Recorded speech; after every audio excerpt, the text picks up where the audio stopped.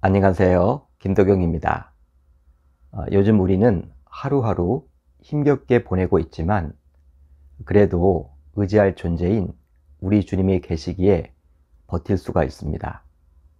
오늘 하루도 그 주님을 바라보면서 잘 이겨내셨으면 좋겠습니다. 자, 오늘 우리가 나눌 말씀은 출애굽기 35장 4절로 9절, 출애굽기 35장 4절로 9절입니다. 제가 읽겠습니다. 모세가 이스라엘 자손의 온 회중에게 말하여 이르되 여호와께서 명령하신 일이 이러하니라 이르시기를 너희의 소유 중에서 너희는 여호와께 드릴 것을 택하되 마음에 원하는 자는 누구든지 그것을 가져다가 여호와께 드릴지니 곧 금과 은과 놋과 청색, 자색, 홍색 실과 가는 배실과 염소털과 붉은 물들인 수량의 가죽과 해달의 가죽과 조각목과 등유와 및 관유에 드는 향품과 분향할 향을 만드는 향품과 호마노며 애복과 흉패에 물릴 보석이니라. 아멘. 하나님의 말씀입니다. 오늘은 이 말씀을 통해서 참된 섬김은 자원합니다. 참된 섬김은 자원합니다. 이런 제목으로 은혜를 나누겠습니다. 오늘 우리가 살펴볼 출애굽기 35장을 보게 되면 이제 여러 우여곡절 끝에 성막 건축이 시작되었음을 알 수 있습니다. 출애굽기 31장을 보면 성막 건설의 지침이 안식일 규례와 더불어 마무리되었었는데 오늘 이제 우리가 살펴볼 출애굽기 35장을 보게 되면 성막 건축의 실행은 안식일 규정과 더불어 시작됨을 알 수 있죠. 따라서 아무리 성막 건축과 같은 즉 하나님의 일을 한다 하더라도 안식일 규정을 철저하게 지켜가면서 해야 함을 알 수 있습니다.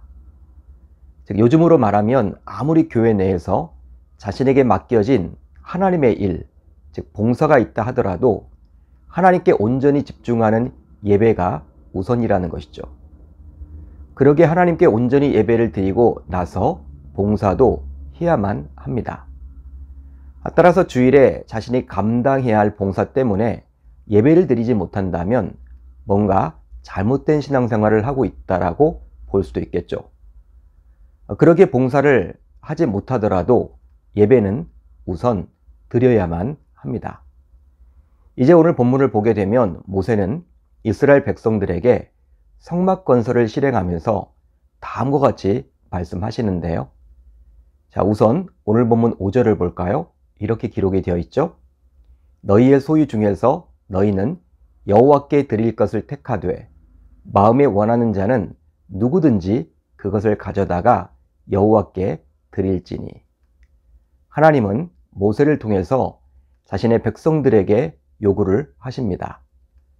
바로 성막 건축에 사용할 재료를 바치라고 하시죠.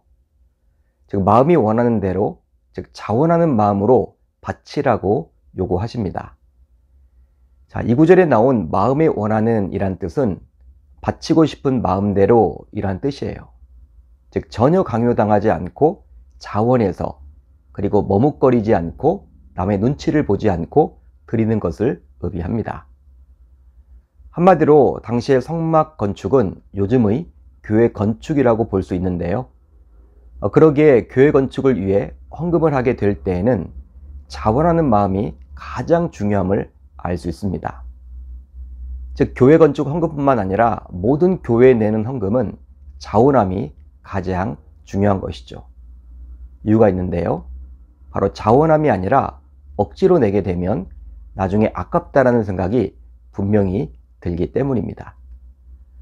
실제로 우리가 누군가에게 밥을 사더라도 자원함으로 사게 되면 아주 값비싼 음식을 대접해도 아깝다라는 생각이 들지 않고 오히려 기쁨으로 감당할 수가 있겠죠. 하지만 억지로 등 떠밀려서 누군가를 섬기게 된다면 아주 값싼 음식을 먹어도 기분이 몹시 나쁩니다. 마찬가지로 하나님께 드리는 것도 바치고 싶은 자발적인 마음에서 비롯되어야 뒤탈이 없는 것이죠. 그래서일까요? 바울은 다음과 같이 우리 신자들에게 권면을 합니다. 각각 그 마음에 정한 대로 할 것이요 인식함으로나 억지로 하지 말지니 하나님은 즐겨내는 자를 사랑하시느니라. 아멘. 여러분, 교회 헌금뿐만 아니라 교회 봉사도 마찬가지입니다. 바로 무엇보다도 성도의 자원함이 가장 중요하죠. 그러기에 어느 누군가가 권면하고 강요한다고 해서 하게 되면 봉사를 하면서 힘든 상황을 만나게 될 때 그 권면하고 강요한 사람을 원망까지 하게 되는 것이죠.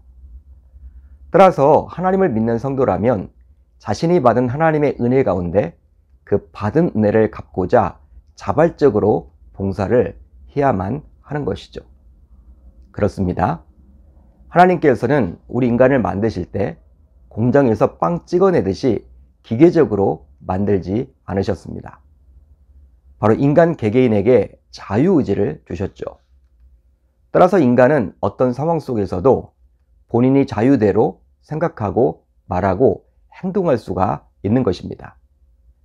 이것을 통해서 우리 신자들에게 원하시는 하나님의 마음을 조금이나마 알 수 있는데요. 바로 무엇을 하든지 자유, 즉 자발적인 마음에서 해야 함을 알 수 있는 것이죠. 더욱이 신앙생활에 있어서는 그 자원함이 중요하다고 볼 수도 있습니다. 왜냐하면 자원함이 없는 신앙생활은 말 그대로 율법적으로 흐르는 종교생활이 될 수도 있기 때문이죠. 이토록 중요한 것이 자원함이기에 하나님께서는 성막 건설이 급했지만 억지로 백성들에게 그 재료를 내놓도록 강요하지 않고 오직 자원함으로 하라고 말씀하셨습니다. 그렇다면 이제 여러분들에게 묻겠습니다. 여러분들은 신자로서 물질과 몸으로 교회를 섬길 때 자원함으로 하고 있습니까? 이 질문에 자원함으로 하고 있다면 참 감사한 일이죠. 하지만 이 질문에 자원함이 아니라 다른 이유로 하고 있다면 이 시간 하나님께 자원함을 달라고 간절히 기도할 수 있기를 바랍니다. 이유가 있는데요. 바로 자원함은 하나님의 은혜를 누릴 때만이 할 수 있기 때문이죠. 그러기에 우리들 모두 하나님께 자원함을 달라고 기도해야만 하겠습니다. 따라서 참된 섬김은 자원함을 빼놓고는 설명할 수 없음을 깨닫는 저와 여러분들이 모두 되셨으면 좋겠습니다. 이제 계속해서 모세는 자신의 백성들에게 성막 건축의 재료들을 말씀해 주시는데요. 자, 오늘 보면 5절 하반절부터 9절까지 나오죠.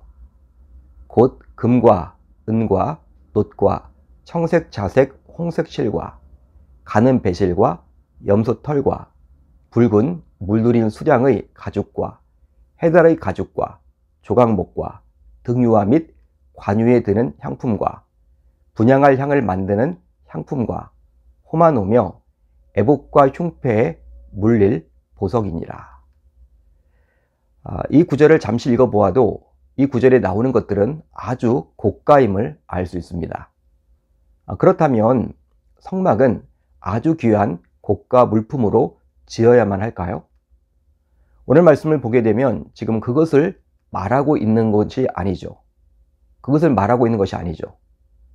바로 하나님께 드려야 하는 것은 자신이 쓰고 남은 것을 드리는 것이 아님을 강조해 주고자 함입니다. 즉 자신이 소유한 것 중에서도 최고로 좋은 것으로 드릴 수 있어야만 하는 것이죠. 바로 이것은 믿음의 표현이기 때문입니다. 실제로 요한복음 12장을 보게 되면 마리아는 300데나리온이나 되는 귀한 향유를 예수님의 발에 붓고 자신의 머리털로 예수님의 발을 닦았죠. 그때 가룟 유다는 이런 마리아의 행동을 보고 마리아를 무섭게 몰아붙이며 정죄를 합니다. 바로 300데나리온이나 되는 향유를 팔아서 가난한 자들을 돕는 것이 더 좋겠다라고 하며 말이죠. 하지만 예수님께서는 가룟 유다가 아니라 이 마리아를 칭찬하셨습니다. 바로 자신의 장례를 준비했다고 말하면서 말이죠. 그렇습니다. 실제로 우리네 인간관계에서도 누군가에게 잘 보이고자 하는 사람이 있다면 그 사람에게 자신의 소유 가운데 좋은 것으로 줄지언정 좋지 않은 것으로 주지는 않을 것입니다. 예를 들어서 남녀가 연애를 한다고 칩시다. 그럴 때 서로 상대에게 호감이 있으면 선물을 주더라도 자신의 형편에서 좋은 것으로 주려 하겠죠. 따라서 신자로서 우리의 신앙의 대상인 하나님에게는 정말로 좋은 것으로 줄 수 있어야만 하겠습니다. 바로 하나님을 하나님으로 인정한다면 말이죠. 그러기에 이제부터 우리들 모두 하나님을 몸으로 또 물질로 섬기더라도 내가 가진 것 가운데 가장 좋은 시간, 가장 좋은 물질로 섬기겠다고 다짐하고 결단하면 좋겠습니다. 자, 이제 우리 공동체가 함께 나눌 기도 제목인데요.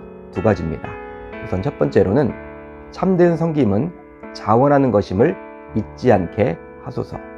다음으로 하늘 양식을 통해서 매일매일 하나님의 뜻 안에 거하게 하소서. 오늘 하루도 말씀을 붙잡고 기도하는 가운데 우리 주님의 세밀한 음성을 듣는 저와 여러분들이 다 되셨으면 좋겠습니다.